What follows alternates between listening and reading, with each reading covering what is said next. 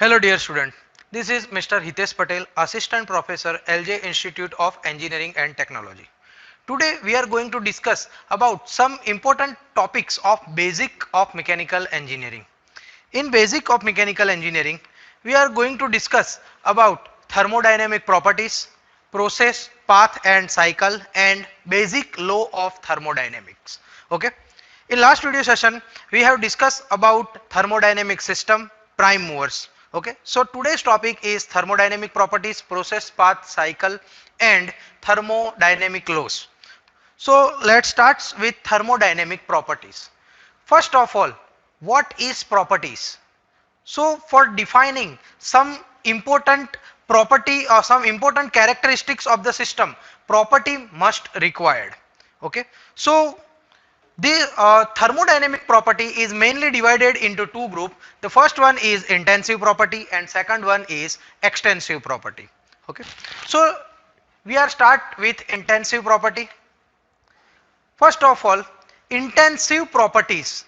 From the name itself, you can easily understand that intensive, independent from the mass, means the properties which are not depends on the mass of the system. These properties are known as intensive property. In short, we can say that the properties which are independent from the mass or which are not depends on the mass, and some basic examples of intensive properties are pressure, temperature and viscosity. Okay. Here you can see that pressure, temperature and viscosity, these three properties does not depends on mass. Next property is extensive property. Okay. So as we know that intensive property is independent from the mass, so we can say that extensive properties are the properties which are depends on the mass. So some example of the extensive properties are mass, okay, volume, energy. These properties are depends on the mass. So in short, extensive property means the property which depends on the mass. But if we divide this extensive property on unit mass or unit volume base, then it will be converted into intensive property. For example, if we divide mass by unit volume, means mass divided by volume, it becomes density rho. So density is intensive property. If we divide volume per unit mass, means specific volume, it is intensive property. Okay. Specific enthalpy, specific heat, all these properties are intensive properties. In short, if we divide extensive property on unit mass or unit volume base, then it will be converted into intensive property which are independent from the mass. Okay. So dear student, this is all about the thermodynamic properties. Our next topic is process, path and cycle. Process. What is process? First of all, the question is what is process? From the name you can easily understand that something is going on inside the system, that is process. But in technically we can define process as the change that system undergoes from one equilibrium state to another state is known as process. Okay. If something is going on inside the system, then we can say that that system is under some process. For example, here you can see that if the initial condition of any system is at pressure P1, initial volume is V1 and initial temperature is T1. If there is something process is going on inside that system, after it will be converted into pressure P2, volume V2 and temperature T2, then we can say that the system is undergoing some kind of process. Means there is something change is happening inside the system, that is process. Okay. Next is path. From the name you can easily understand what is path. Path means a way. So in case of thermodynamic system, path means a series of state through which system passes during the process, that is known as path. Means the series of state number of states are there when system is going under the process, that which path it follows, that is the path of that particular system. For example, if we want to heat the water, there are many ways to heat the water, like boiling over the gas, boiling water over the burner. We can heat the water by by in contact with the steam. Okay, we can heat the water inside the geyser. There are many ways to heat the water, but what we are choosing for heating that water, that is the path of the system. Okay, so here you can see that the one in PV diagram, P means pressure, V means volume, pressure versus volume diagram. You can see that this is point number 1 and this is point number 2. Okay, so point number 1 indicates the initial condition, point number 2 indicates the final condition, and that red line indicates the path of the system. Okay, so here this is the basic of path. Next topic is cycle. As from the name itself you can easily understand that cycle. So we can easily say that if the initial state and final state of the system both are identical, then we can say that the system is undergoing a cycle.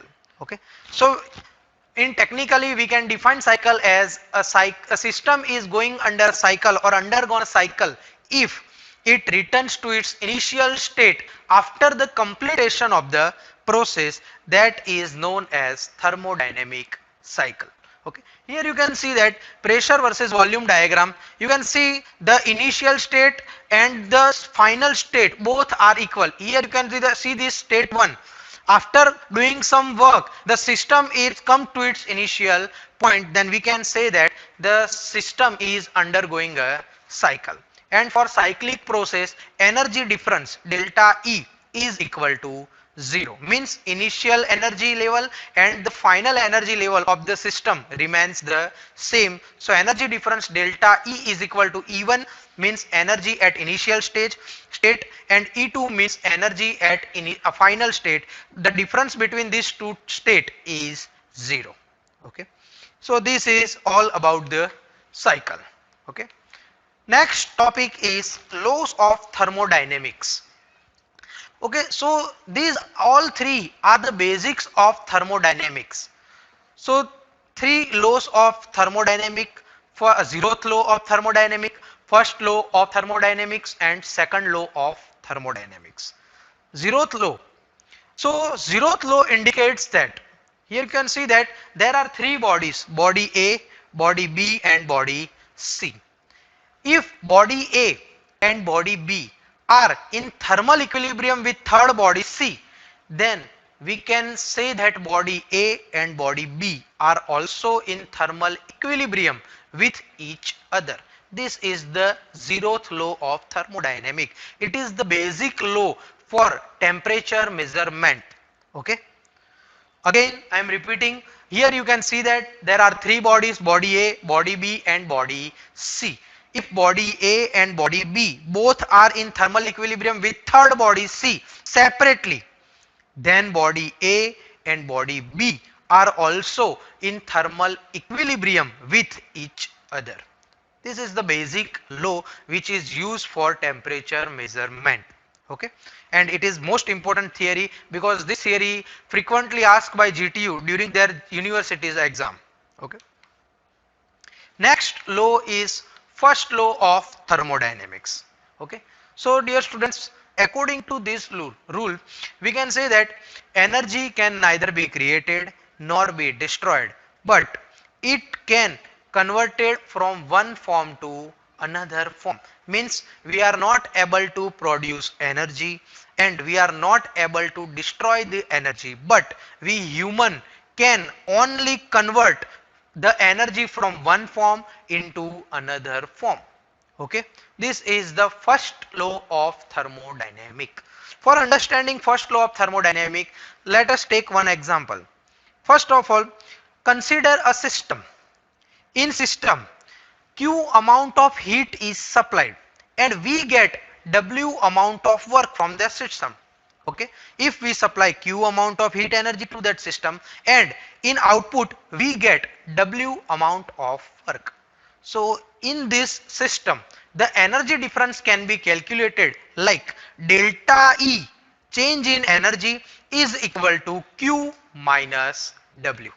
Okay, but we know that delta E means change in total energy, means it can be kinetic energy, it can be potential energy, it can be internal energy, means delta E is the sum of internal energy plus kinetic energy plus potential energy. So we can say that delta E is equal to delta kinetic energy plus delta potential energy plus delta internal energy is equal to q minus w. Okay, but we know that for closed system kinetic energy and potential energy change is 0. So delta Ke plus delta Pe is equal to 0 in case of closed system. So delta U is equal to Q minus W.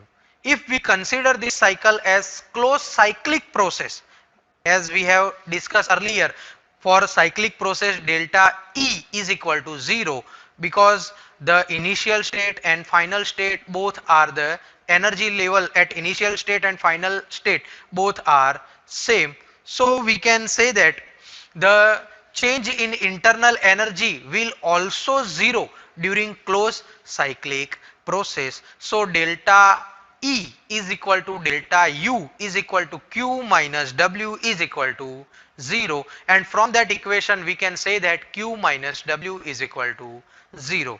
That indicates that the amount of heat supplied minus amount of work done, the difference between that is 0.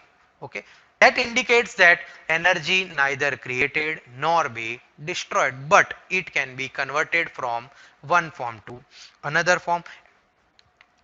Next one is second law of thermodynamics. Okay, second law of thermodynamic, there are two statements for second law of thermodynamic. First one is Kelvin Planck statement and second one is Clausius statement. Okay, today we are going to discuss these both two statements. First one is Kelvin Planck statement. So what this statement says? So Kelvin Planck says that it is impossible to make an engine which is having 100% efficiency. This is the simplest statement of Kelvin Planck. But during exam, if you write like this, it is impossible to make an engine which is having 100% efficiency, then you will not able to get enough marks. For that, you need to write down a statement like this: it is impossible to construct an engine which works on cyclic process in which uh, there is the heat which 100% of heat which are not able to convert into equivalent amount of work at single fixed temperature. Again I am repeating, it is impossible to construct an engine which works on cyclic process in which we are not able to convert 100% heat energy into equivalent amount of mechanical work at single fixed temperature. Okay, here you can see that there is a source means high temperature body, there is a sink means low temperature body. Here you can see that at the center E, that indicates engine. When we supply Qs amount of heat energy, we get W amount of work and QR amount of heat is rejected to the atmosphere. So net amount of work W is equal to heat supplied minus heat rejected, which is not 100% because we are not able to convert 100% heat energy into 100% mechanical work because there are certain amount of losses while this process is going on. Okay. Next statement is Clausius statement. In simple, if we understand Clausius statement, then it simply says that heat itself cannot flow from colder body to hotter body. Okay, it indicates that, or the law of Clausius statement says that it is impossible to construct a device which works on cyclic process in which heat itself cannot flow from colder body to hotter body without any kind of external work. But we have seen this thing in our refrigerator. We have seen that the heat will be transferred from low temperature body to high temperature body, because in refrigerated space there is a low temperature is maintained, but in outer side atmospheric temperature is higher than the inside temperature, and we can transfer the heat from the refrigerator to atmosphere. But in this statement I have used one more word, one more thing, that is without any kind of external work. In refrigerator, for doing some work we are using compressor work, okay, for transferring the heat from the refrigerated space to the atmosphere. So Clausius statement is true for that case. So it is impossible to construct a device in which heat itself cannot flow from colder body to hotter body. This is the statement of Clausius. Okay. So if you have any question regarding these three topics, first is thermodynamic property, second is process, path and cycle, and third one is laws of thermodynamics, in which we have discussed about first law, second law and zeroth law of thermodynamics. Then you can just write down your comments in the comment section or queries in the comment section. Okay. Thank you for watching my video.